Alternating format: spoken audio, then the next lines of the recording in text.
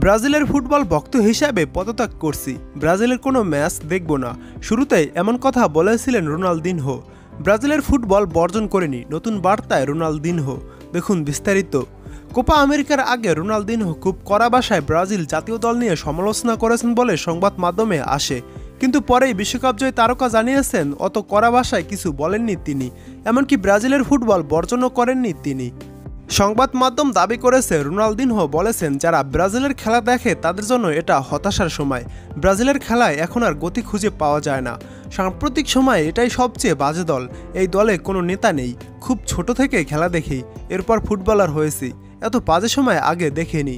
জার্সির প্রতি এদের ভালোবাসা, আবেগ কম। সবচেয়ে বড় কথা, ওদের খেলায় ফুটবল নেই, যা খুবই লজ্জার। আমি ব্রাজিলের ভক্ত হতে পদত্যাগ করছি। কোপা আমেরিকা সহ ওদের কোনো খেলা আমি দেখব না। শুরুতে এমন কথা বলেছিলেন রোনালদিনহো।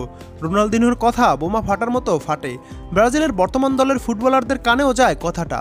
রাফিনার কাছে বিষয়টি নিয়ে প্রশ্ন করা হলে তিনি অবশ্য ভিন্ন উত্তর দেন।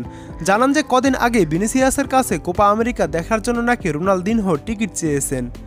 এরপর নরম সুরে কথা বলেছেন রোনালদিনহো। তিনি জানিয়েছেন ব্রাজিলের খেলা তিনি বর্জন করেননি, এখন খেলোয়াড়দের পাশে থাকা জরুরি বলেও মন্তব্য করেন তিনি। আমি কখনো ব্রাজিলের ফুটবল বর্জন করিনি। যে কথাগুলো আপনারা দেখেছেন এগুলো আমি বলিনি।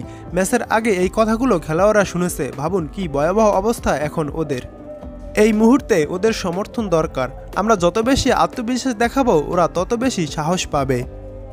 ব্রাজিল গত আসরে কোপা আমেরিকার ফাইনালে আর্জেন্টিনার কাছে হেরেছে। সর্বশেষ দেখাতেও আর্জেন্টিনার কাছে রদ্রিগো মার্কিনহুসদের পরাজয় দেখেছে ভক্তরা।